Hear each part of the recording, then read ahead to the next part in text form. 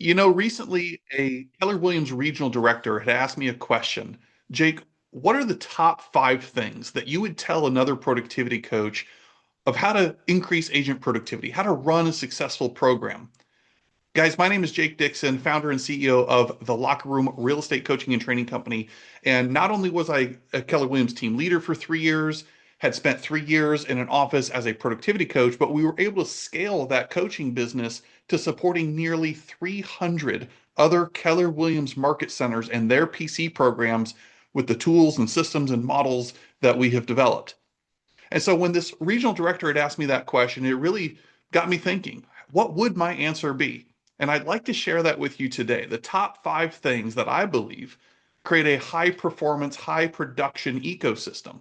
And before I get into it, I just want to acknowledge you that you're doing sacred work. I believe strongly, and maybe I am biased, that the best opportunity still exists in the Keller Williams world in the productivity coaching role. Now, it doesn't come without its own headaches and frustrations, just like anything, but please understand that you're doing God's work. I see you. I recognize you. I know what it's like and in the trenches there with you. And so anything I share today is not theory. It's exactly what either I've done or I've helped hundreds of other people do with the best practices if we were just to distill it down into 5 things. Doesn't make me right. I don't need to be right. All I'm doing is sharing experience, and maybe you'll take something away from this too that'll help you in your program. So without further ado, let's go ahead and get started as we share the 5 pillars of a high production ecosystem relative to a coaching program. So here's the 5 things we're going to talk about today.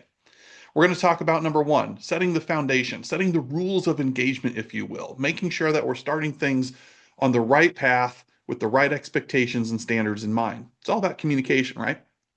Number 2, the skill set, the art of actual coaching, mastering your craft, not just being a professional advice giver, but truly leaning into the art and science of coaching and asking great questions. Number 3, the accountability engine, driving performance, coaching to the numbers, not the emotion and the ebb and flow of what somebody thinks or feels on any given day, but really driving the data and letting the data tell the story because numbers are unemotional. Number 4 is building a community, not just a program, not just a new agent training thing, but a true community and letting that be the catalyst to a thriving and scalable coaching program, coaching business.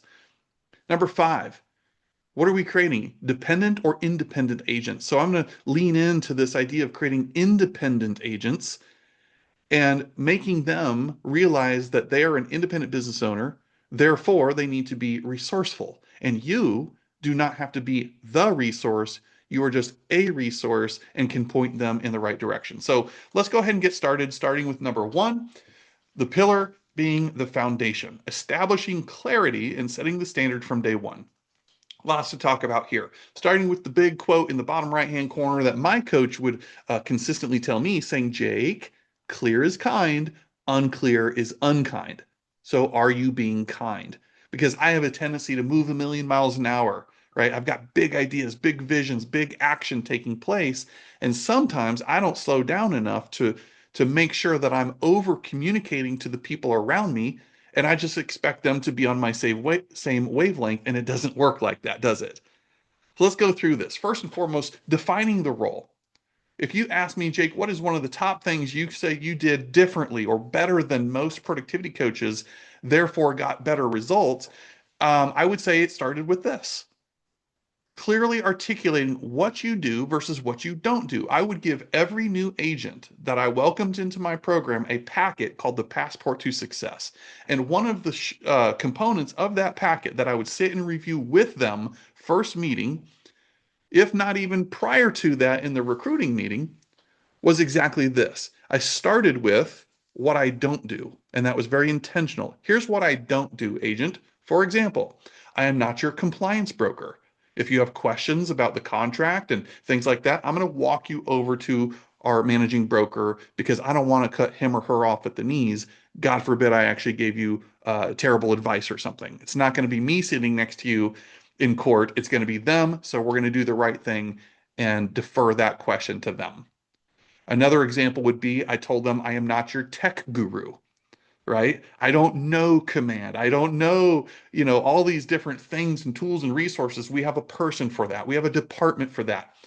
So immediately I was able to show them what I don't do. And then I would get into the what I do, in fact, do. All right. And that would consist of the acronym on the right-hand side, which is MARS, MARSS. These are the 5 things I coach to in this specific order. And I would tell them, joking, not joking, that when it comes to these 5 things, I want to dominate your mind share. When you say one of these words, I want you to immediately think of me because these are the business conversations that we're going to have and be able to coach around. So the 5 things are number one, the M represents mindset. I coach to mindset first and foremost. We can talk results and activities and all that, but if I know that they've got stinking thinking, we got to work through some of that stuff first. So then they're more equipped and confident to go take the necessary actions and so forth. But first thing is mindset. Second thing is activities. I coach to activities, helping you identify what works for you, what aligns with you, not what somebody said worked for them, but we're going to really unpack that, reverse engineer, chunk things down, and decide what activity, how frequent, how much, and track it accordingly. The third one then is results.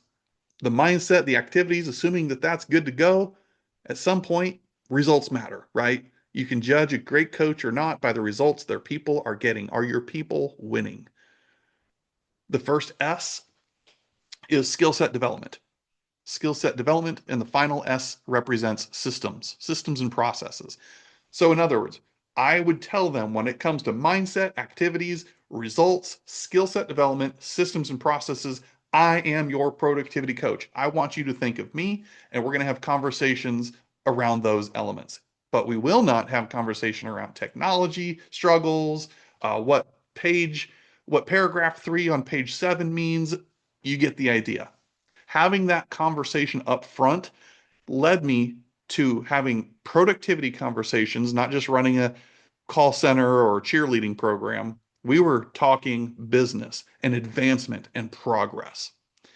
Now, one of the things also that I did is I studied the MREA book religiously. Obviously, I mean, it's the holy grail, right? And it lays this map out for agents to be millionaire real estate agents. And so many other trainings like FSO, how market centers should operate. So I came from the team leader position, so I had a lot of this already in mind, and I figured, well, I'm coachable. I'm just going to replicate and duplicate what they taught there inside of the PC program. So I saw it as if I was running a mini market center, or I saw it as I was running the largest, if not one of the largest, mega agent teams in the entire office, because the groundwork, the roadmap, the models and systems were already there if I shifted my mindset accordingly. Now, one of the things I did early on to this is getting buy-in and changing the narrative that this is not, I emphasize not, just a new agent coaching program. No, no, no, no, no. Yes, it is for the new agents, the dual career, but that's not it. I had half cappers, 3/4 cappers, even cappers, yes, enrolling in my program because I was able to change the narrative. One of the ways I was able to change that narrative is I made an intention early on to meet with every staff member from your director of first impressions to the MCA, director of agent services, and every ALC member. And I gave them the gift of a coaching session or two with me. Why? Because I know how important it is that they buy into the leader before they buy into the vision. I needed them to experience me. And I figure if they can experience me, then they can authentically champion and promote me, especially when I'm not there in a conversation over by the water cooler. So, translation is imagine trying to describe to somebody what a banana tastes like. You can't. A banana is a banana. You can't, you literally cannot describe it. You can only experience it for yourself. And that's how I see the work that we do. I can tell you how great I am. I can tell you how I'm going to change your life and transform your business, or I can just show you, right? And I can let you experience that for yourself. So, long story short, after meeting with every ALC member, every staff member, I now had their buy-in. So again, they're speaking, coaching. They're talking up Jake, even when I'm especially not there in a conversation. And that just gave more third-party edification and changed the narrative, like I said. So you have got to set that clear foundation. What is it you do? What is it you don't do? And articulate that to every person so there's no vagueness. Clear as kind, unclear as unkind. And if career visioning and a lot of other hiring systems and models teaches us at some point we've got to have what's called the expectations dialogue, then by God, I'm going to have that up front. We're going to, you may not like it, but that's okay. It's not a popularity contest, but at least I'm articulating here's what I do, here's what I don't do. These are the areas I specialize in and really help with. These are the areas not so much, whatever. But that conversation on the front end is so meaningful. And I never had a call, I'm not exaggerating, after 5 o'clock at night, nor on a weekend. And I credit that to slowing down on the front end so we can speed up on the back end by setting the stage with some of these best practices here. So hopefully this speaks to you. Let's move on to number two. Number two is the art of coaching, right? And there's no shortage of trainings, coaching skills camps, you name it, to improve your coaching skill set. But again, when asked, what are the top 5 things that I think led to us having disproportionate results for 3 consecutive years, generating $1 million of company dollar from our program? It's this. This is certainly a factor. Okay. So let's take a look at this together. One-on-one appointments, hands down, is always the number one value to a coaching business, to a coaching program. Why do I stress that so much? Because when I was a productivity coach starting out, no offense, but I was handed this 4-inch thick game book and said, here, this is the playbook. Well, it was great in theory, but the way I knew I wanted to run my program, it wasn't that useful for me. And I'm not exaggerating. I talked to 62 productivity coaches as I was transitioning from a team leader into the PC role. And I literally learned of 61 ways I knew I didn't want to run my program. I didn't want to operate with a herd-like mentality. I wanted to be different. Blue ocean strategy. When everybody's going this way, I'm going the opposite. And one of the things I realized very quickly is that a lot of coaches were group coaching people to death because, and I get it, their time there's a certain capacity to it, right? But guess what? Your agents, just like a child, spell love Time. They want to spend time with you. And I get the temptation to put people in group and make them earn a one-on-one coaching session with you to jump through hoops. But I just fundamentally disagreed with that philosophy. Instead, I flipped the model on its head. I said, no, you don't have to earn a one-on-one. By default, every single agent in my program got 2 30-minute one-on-one sessions with me every month. Now, you could unearn those by doing X, Y, and Z or not doing, but I wasn't going to do that. If I'm not coaching one-on-one with people, what am I doing? Now, did I have group coaching and script and role play and other things? Of course I did. But the nucleus, the number one impact, the number one needle mover is one-on-ones. All right. So what is your one-on-one rhythm? Right. I recently went through something, an example with a fellow productivity coach, and I shared with them what I used to do and still do in many ways. And I use the sprint, jog, walk language. I got on the agent's level. Have you ever found yourself frustrated, building resentment, wanting to bang your head against the wall because it's like, I want it so bad for them, but I can't want it more for them than they want it for themselves? Anybody else? Yes. And what I realize is I'm talking to somebody who I'm assuming wants to cap, for example, only to find out that capping is not important to them, at least not in this season of their career or life. And so instead, I use the sprint, jog, walk language, and I would present to them a one sheet. And I say, all I need to know is, do you want to sprint? Do you want to jog? Do you want to walk? Here's what each one means. And here's what each one requires or is going to hold you accountable and expect you to do. No judgment on my part. I don't care either way, but please circle, highlight, star the one that you are, sign in date at the bottom. Now I could honestly see who are my sprinters, who are my joggers, and who are my walkers. That way I'm not treating a walker like a jogger and a sprinter like a walker. Are you with me? It's just clear. It's clear as kind. Now back to the one-on-one appointments. What do I do in the one-on-one appointments? Well, let me tell you a quick story. Early on, about 6 months into my role as being a productivity coach, we were moving a million miles an hour, doing some really good big things. And at one time, my coach at the time, her name was Michelle, we got on our typical coaching call, and she can hear in my voice that I'm just exhausted. She's like, "What? What's up?" And so to make a long story short, I just shared with her, yeah, like I am just tapped out. I'm exhausted. I feel like right now work is getting the best of me and my family is getting the rest of me, and that's not cool. And so the more we unpacked it, she asked me a question. I'll never forget it. She said, "Jake, what is your question to statement ratio?" I was like, "What? What is my question to statement ratio? What do you mean?" And so the more we dug in, the light bulb went off. I'm like, "Oh, I get it now." This was her way, like a true coach, of asking me to realize and self-discover my own answer, that in fact I was talking 80% of the time. I felt with every new or one-on-one coaching session, I had to be the entertainer. I had to bring the topic. I had to carry the conversation.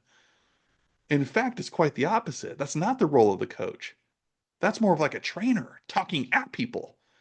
The role of coach is to let them talk the majority of the time. And oftentimes when I am speaking, it's through the form of a question. So again, what is your question to statement ratio? And she recommended the 80-20 principle, of course.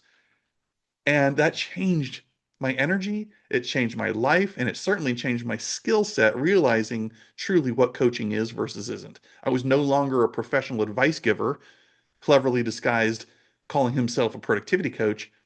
I had to learn, I had to lean in, I had to understand the art of asking great questions, especially in the one-on-one sessions that I had.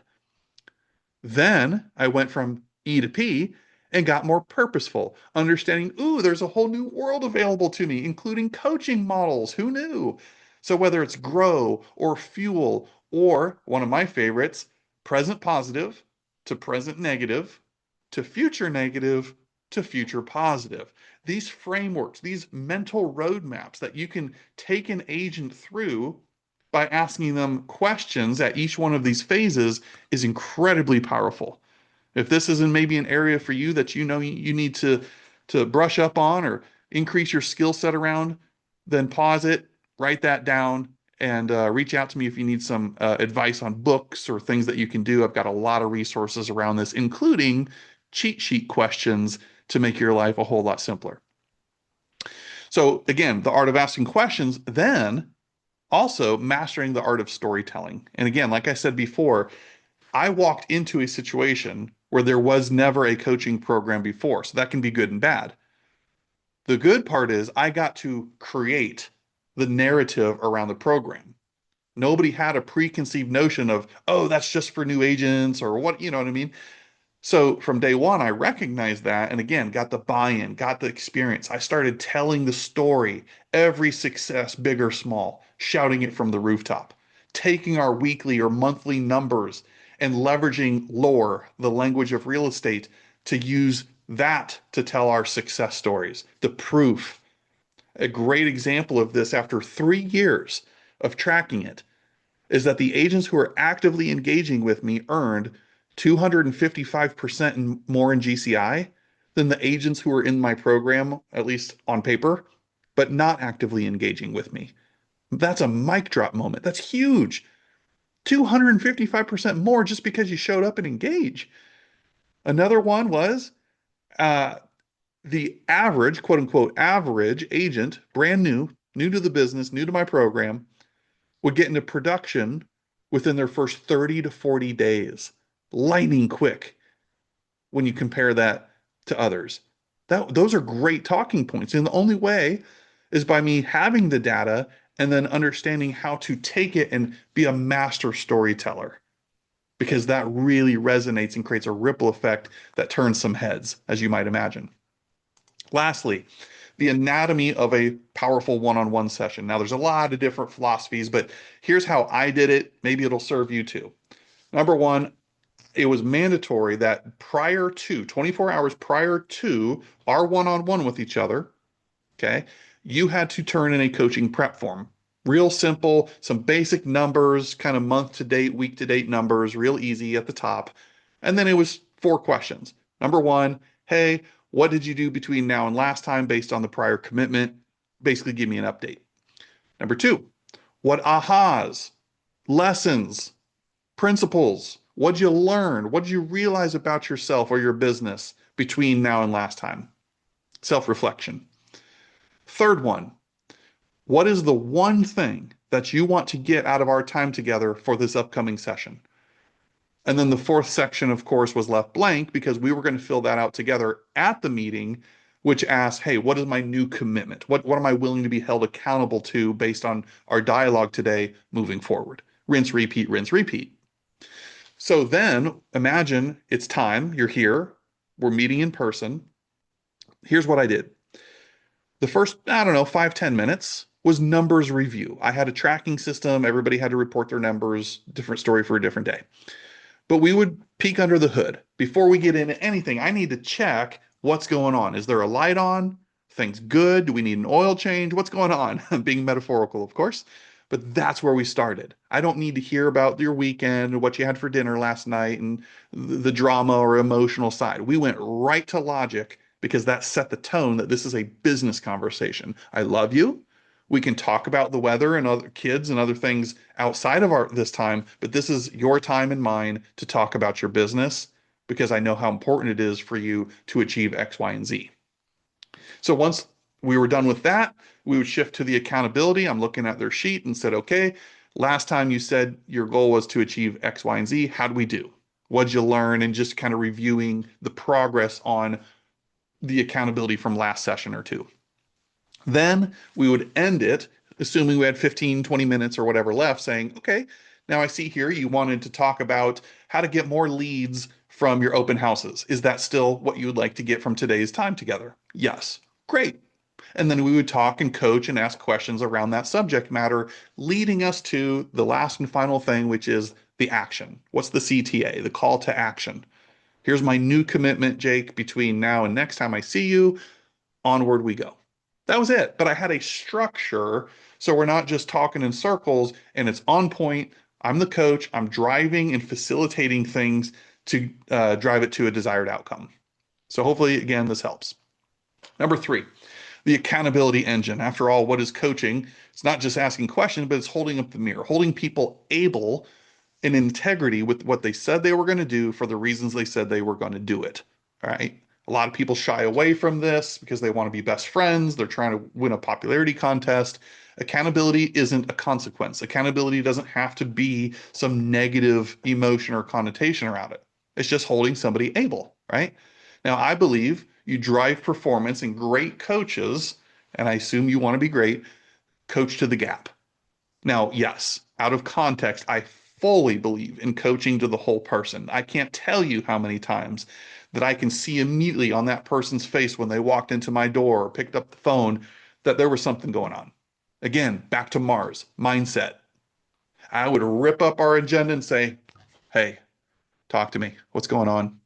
So I'm not in this context saying I don't coach to the whole person, but for this and why we were able to put up the numbers on the scoreboard we did year after year after year and help others do that too, is in the context of performance, you coach to the gap. What is the actual compared to the goal? You might ask scaling questions. Hey, on a scale of 1 to 10, blankety blank, and they say I'm a 7. Okay, well, what would make it an 8 or a 9? And whatever they say, you have just identified the gap. Great coaches coach to the gap. And even if they want to be a smart aleck and say, well, I'm perfect, I'm a 10. Okay, well, what would make it a 10 plus? And again, whatever they say exposes some opportunity, some gap, and way forward. So I'm all about having a scoreboard. If you need a great book, it's called The 4 Disciplines of Execution. Some great nuggets in there. But what is your scoreboard or scorecard that agents can be held accountable to where the numbers tell us the real story, not just what they tell us emotionally. All right. So, scoreboard, meet them where they're at. We already spoke to this earlier, the sprint, jog, walk kind of thing. Last thing I'll say to this is that visuals create conversation. Really, really, really believe that. So, not just one to one, but here's an example of what I mean. So agents would come into the office and meet with me in person for their one-on-ones, right? Well, every month, because I had all the numbers and tracking and stuff like that, I had a blown up poster every month, new poster printed and framed on the back side of my door. So when an agent is meeting with me, I close the door. Therefore, anybody on the outside can see this humongous poster. And on there was the monthly leaderboard from the prior month, leaders in buyer appointments, leaders in listing appointments, leaders in buyers or contracts written, leaders in listings taken, the MVPs basically of the month. And then down at the very bottom, I had this made up Go for No award winner, where it's just that person that maybe they're not putting numbers on the scoreboard yet, but boy, I see them and I'm going to recognize them because they're out there hustling, they're grinding, they're doing all the right things. They attended every session that prior month. Something that I can still give recognition to. Moral of the story is that visual, when people are going back and forth on the outside of my office, they would stop. They would look at it, see who's doing what. They would come to me later and ask questions or send me a text saying, "Hey, I think I'd finally like to talk to you about what's going on in there." We created such a sense of community and FOMO because visuals that I demonstrated and put out there throughout the office created the conversation for me. And it told a lot of the story for me too, that we're over here doing big things. I don't know what you're doing, but if you want to talk, get on my calendar kind of thing. So maybe that helps you. Last thing on this. The single most important shift when it comes to accountability is understanding that they own the accountability, not you. Your role is not to carry the weight of their goals. That can be an emotional train wreck and you feel like you're just never enough. It's like I said before, so hold up the mirror, the scoreboard, and ask powerful questions. Find the gaps. Where are they now? How's that compared to where they said they wanted to be? And a real simple example of this is, and I made this mistake early on because I didn't understand this principle. An agent would say, "Okay, Jake, great meeting today. My goal is between now and next meeting is to do X. I don't know, make 5 conversations a day for the next 10 days. Great, cool." And they might ask me, "Will you text me on Friday to check in and see how I'm doing?" Or I might even volunteer and say, "Hey, I'm going to text you Friday about midweek and see how you're doing." Innocent, comes from the right place, but please understand what you just did there. You absorbed, you took on the accountability when in fact it should be on them. And that's just a brief, subtle sleight of hand and say, "You know what? I'd love a midweek check-in just to make sure you're on track. But instead of me texting you, how about this? Why don't you go ahead and put at 10 o'clock on Friday on your Google Calendar a note to send me a text letting me know where you're at midweek." That's it. That's it. So it's not that I'm not there for them or I'm not interested in the midweek check-in, but I'm not going to own that. Especially when I got 100 people in my program and now I'm supposed to text all these people because I caved in. No, no, no, no. I want to hear from them, but I'm going to put that right back on their responsibility, not mine. Okay. So again, just a example of many. The fourth pillar, community building. I strongly believe the successful companies, frankly, in the future are going to thrive if they're expert community builders. Build a culture, build something valuable, build something nobody wants to leave, build something you don't even have to use the term graduate from. That's one of my biggest pet peeves for a lot of PC programs, with all due respect to your leadership and agreement with them, is having a finite end to the relationship. Well, you graduated from PC, bye, see ya. We wouldn't coach our agent to say that to somebody in their database. No, we're saying, no, I want to be your realtor for life.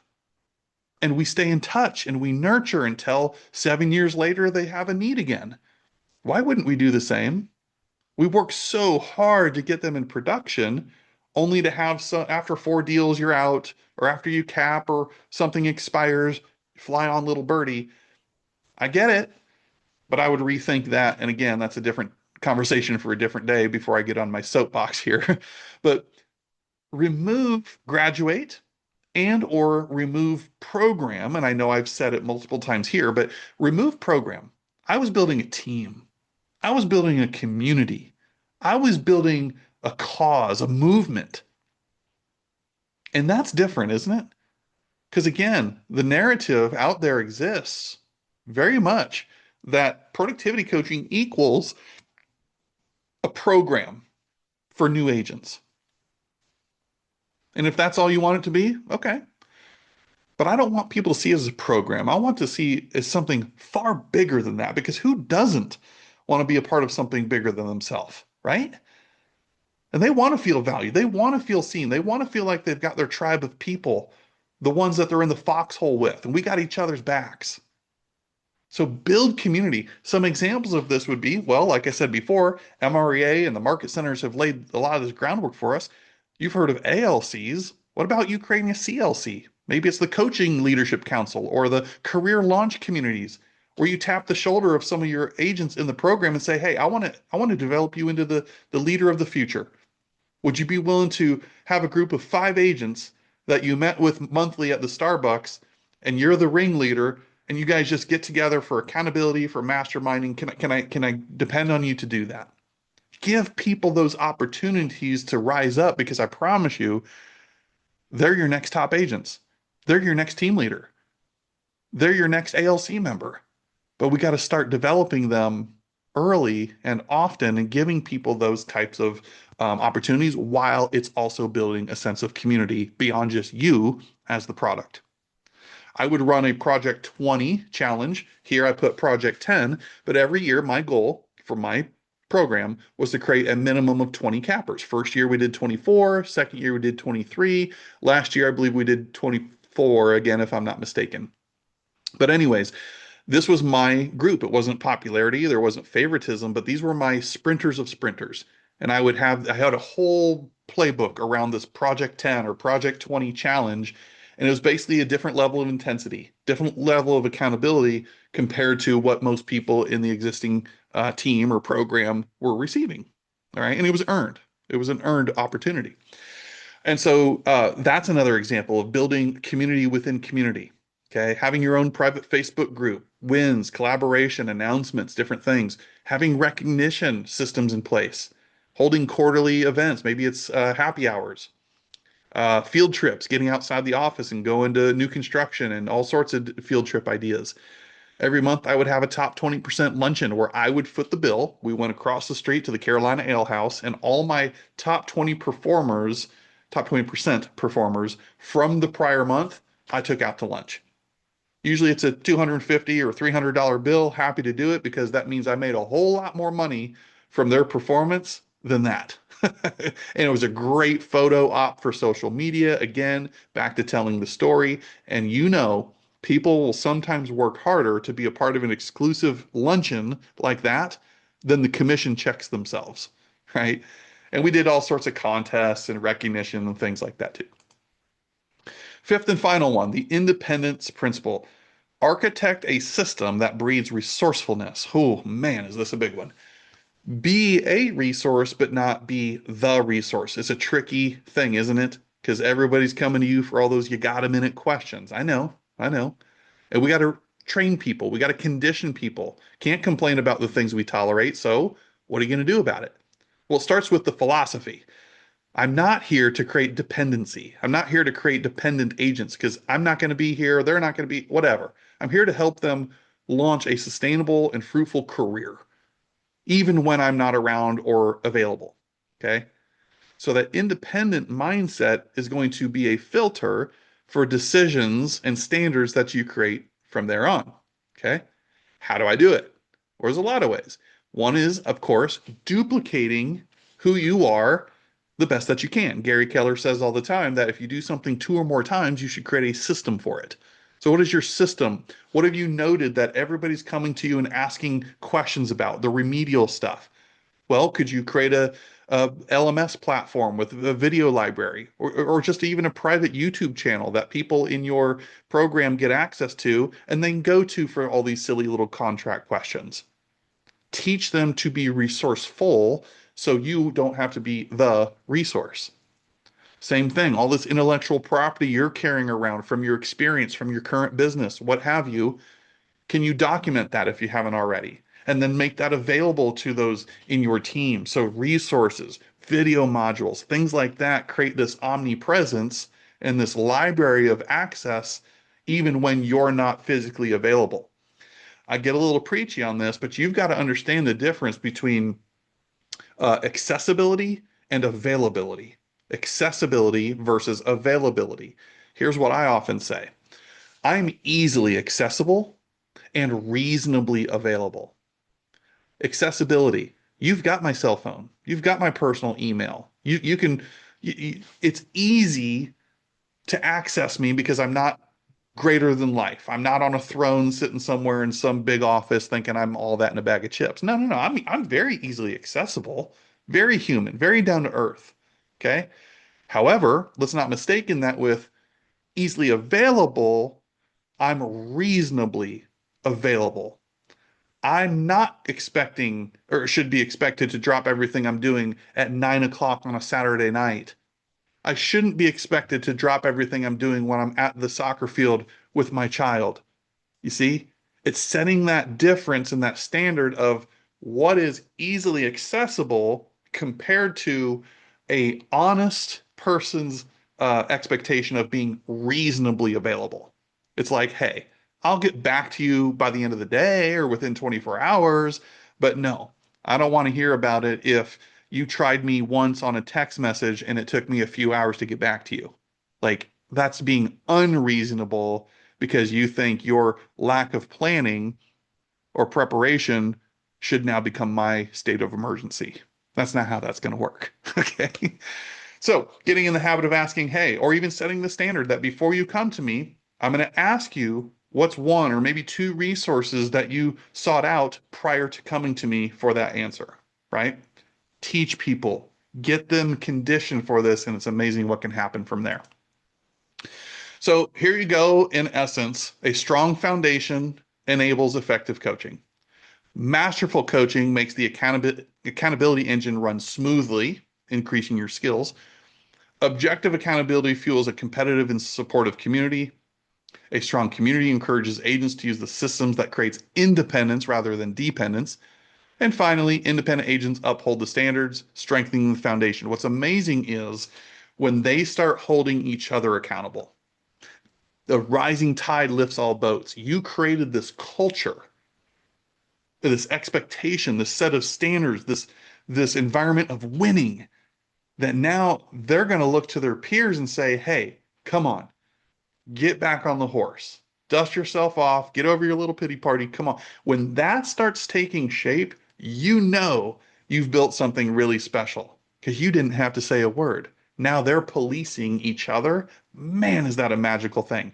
And that's when you know you've created a team, not just a group of people, not just a group of people who are part of a program.